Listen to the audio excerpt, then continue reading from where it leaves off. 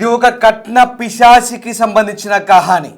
నమ్మించాడు, ప్రేమించానన్నాడు, ప్రేమించి పెళ్లి చేసుకున్నాడు. అమ్మాయి కూడా అతన్నే పెళ్లి చేసుకుంటాంది. దీంతో ఆమె తల్లిదండ్రులు కూడా ఒప్పుకొని అతనికి కట్నం కూడా ఇచ్చి పెళ్లి చేశారు. కానీ తిరిగ్గా ఏడాది తిరగక ముందే సరిగ్గా ఆ అమ్మాయికి వేధింపులు మొదలయ్యాయి.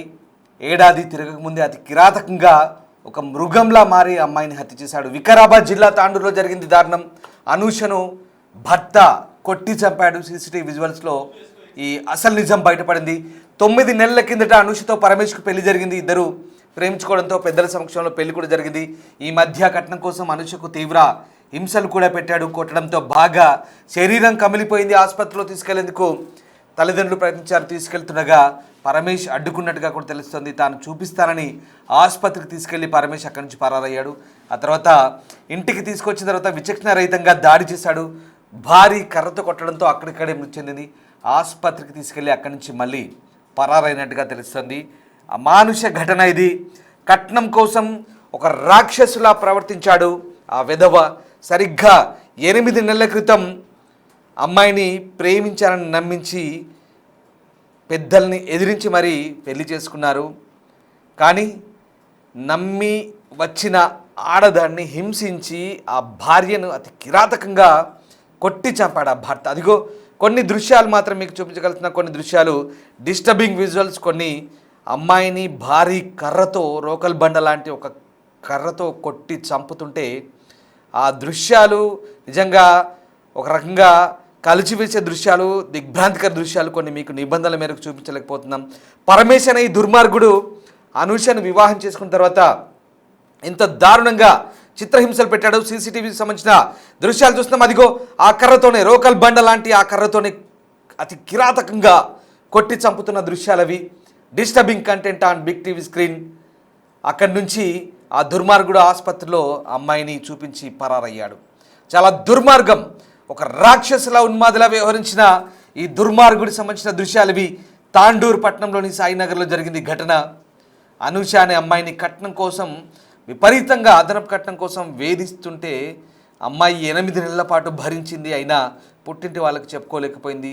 ఎందుకంటే ఎదిరించి పెళ్లి చేసుకుంది. తననే చేసుకుంటాను, ఎవరిని చేసుకోనంటూ తల్లిదండ్రులను కూడా ఒప్పించింది. ఇక ఆ బాధ అయినా మంచి అయినా చెడైనా తానే భరిస్తానంటూ అమ్మాయి భావించింది.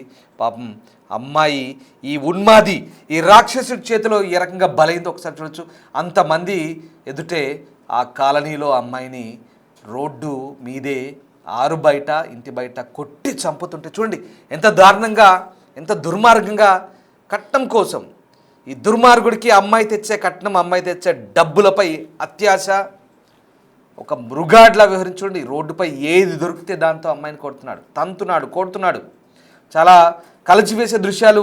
వ్యూవర్స్ అడ్వైస్ చెప్తాను చూడండి. అదిగో ఆ రోకల్ బండ లాంటి ఒక గట్టి కర్రతో అమ్మాయిపై తలపై విచక్షణ రహితంగా కొట్టి చంపాడు ఈ దుర్మార్గుడు. సభ్య సమాజం తలదించుకునే ఘటన ఇది. సభ్య సమాజంలో ఒక రకంగా మానవ సంబంధాలు ఎటుపోతున్నాయి, ఎంత దారుణంగా వ్యవహరిస్తున్నారనేది ఈ ఘటన మనకు మరోసారి ప్రూవ్ చేస్తుంది. తొలుత పెద్దల్ని ఎదిరించిన తర్వాత ఒప్పించి పెళ్లి చేసుకున్నారు.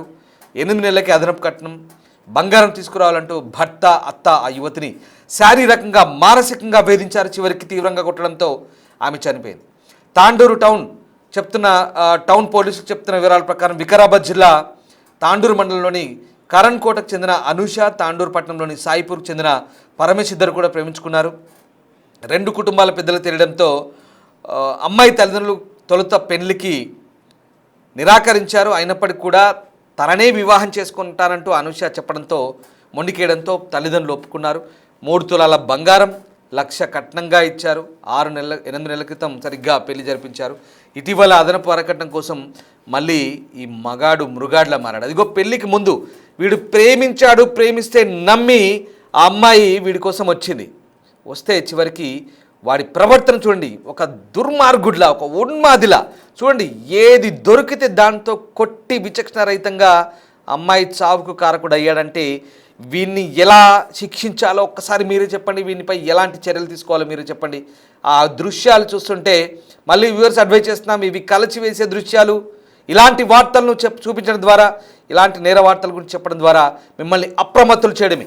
సమాజంలో ఇలాంటి దుర్మార్గులు ఉన్నారు, ఇలాంటి దుష్టులు ఇంకా ఉన్నారు, మిగిలే ఉన్నారు. ఇలాంటి వాళ్ళపై ఎలాంటి చర్యలు తీసుకోవాలి, ఎలా అప్రమత్తంగా ఉండాలనేది ఆడపిల్ల ఉన్న ప్రతి తల్లిదండ్రులకి, అలాగే అక్క చెల్లెలున్న ప్రతి సోదరునికి, లేదా ఇంట్లో ఆడపిల్లలున్న ప్రతి కుటుంబ సభ్యులకి ఈ వార్త గురించి మిమ్మల్ని అప్రమత్తులు చేయడం మా ప్రధాన ఉద్దేశం.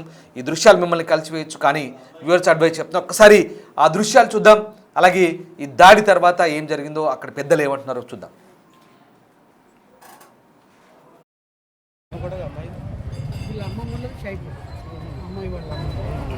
వాళ్ళ డాడీ చనిపోయినాక తల్లి బిడ్డ వచ్చి ఉంటుంది.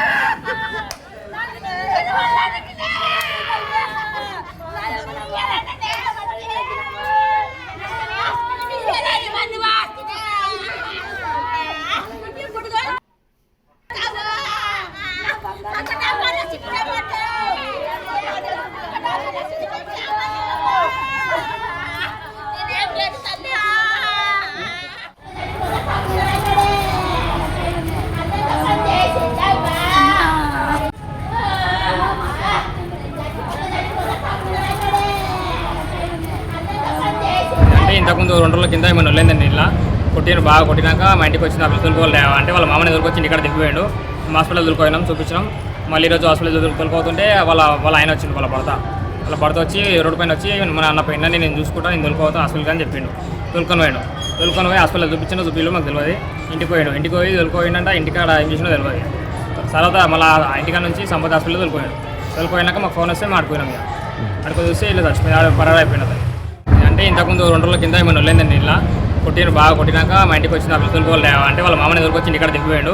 హాస్పిటల్ దొరికిపోయినాం, చూపించినాం. మళ్ళీ ఈరోజు హాస్పిటల్ దొరికిపోతుంటే వాళ్ళ ఆయన వచ్చింది, వాళ్ళ భర్త వచ్చి రోడ్డు పైన వచ్చి మన అన్న పైన నేను చూసుకుంటాను, నేను దొరికిపోతాను హాస్పిటల్కి అని చెప్పిండు. తొలుకొని పోయి హాస్పిటల్ చూపించు మాకు తెలియదు. ఇంటికి పోయి దొరికిపోయిందంట. ఇంటికాడ ఏం చేసినా తెలియదు. తర్వాత మళ్ళీ ఇంటికాడ నుంచి సంపద హాస్పిటల్ తొలిపోయినాక మాకు ఫోన్ వస్తే మాడిపోయినాం. ఇక ఈరోజు అరౌండ్ 1:30 సమయంలో చంద్రబాబు అని చెప్పేసి సాయినగర్ నివాసి వచ్చి మాకు ఫిర్యాదు చేయడం జరిగింది. తన కూతుర్ని తన అల్లుడు కొట్టి చంపాడని చెప్పేసి. తన కూతురు అనూష 20 సంవత్సరాలు, ఆమెకి 9 నెలల క్రితం వివాహం అయింది పరమేష్ తోటి.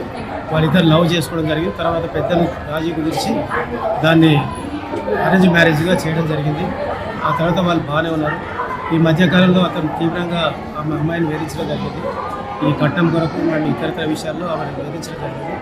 సో ఒక 4-5 రోజుల క్రితం కూడా ఆమెను కొట్టి ఇంటికి పంపించగా ఆమె హాస్పిటల్లో చేయించుకొని ఈరోజు తన సొంత ఊరు కరెంట్కోటకు వెళ్తుండగా అల్లుడకు పరమేశ్వర అడ్డం వచ్చి కారు అడ్డం వచ్చేసి తన భార్యని లాక్కొని పోయి ఒక ప్రైవేట్ హాస్పిటల్లో చూసేసి అక్కడి నుంచి తన ఇంటికి తీసుకుపోయి ఆ విషయంలో భార్య మధ్యలో ఆర్గ్యుమెంట్ జరగక ఆమెను కొట్టి చంపడం జరిగింది.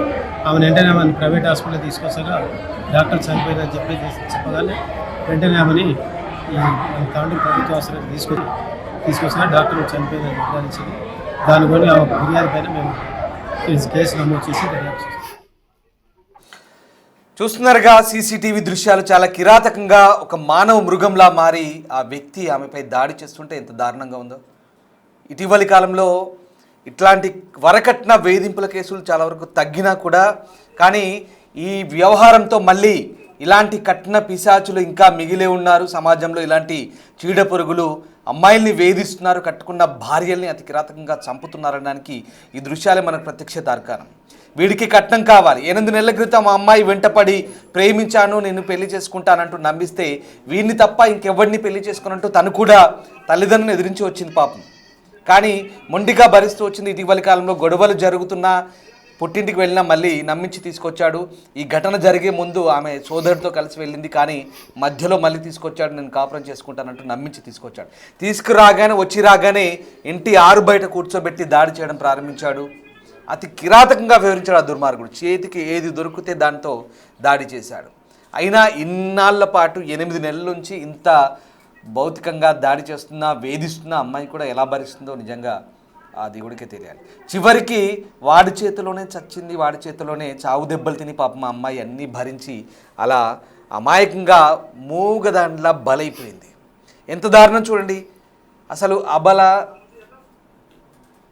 ఇలా జరుగుతుందనడానికి ఇటీవలి కాలంలో ఇట్లా జరుగుతున్నాయి వేధింపులు అనడానికి చాలా తగ్గుముఖం పట్టాయి. కానీ ఎక్కడో చోట ఇలాంటి మూర్ఖులు, దుర్మార్గులు, రాక్షసులు వీళ్ళని ఏమనాలో కూడా అర్థం కాదు. వాడి వ్యవహార శైలి చూడండి ఒక్కసారిగా. వాడిలో ఆ కసి, కోపం, ఆమె తలను డోర్కేసి నెట్టుతున్నాడు, కొడుతున్నాడు విచక్షణారహితంగా. ఏది దొరికితే దాంతో దాడి చేస్తున్నాడు. వీడిని ఒక లైసెన్స్ కిల్లర్లా మార్చారు. వాడి తల్లి కూడా వాడికి సహకరించింది.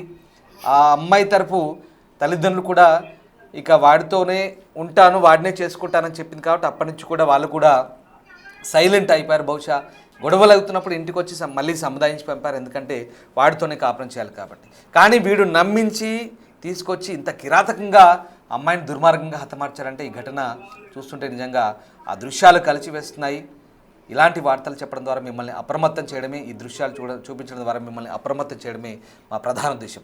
ఇలాంటి వ్యక్తులకి ఎలాంటి శిక్షలు పడాలి మీరేమనుకుంటున్నారు? Please comment.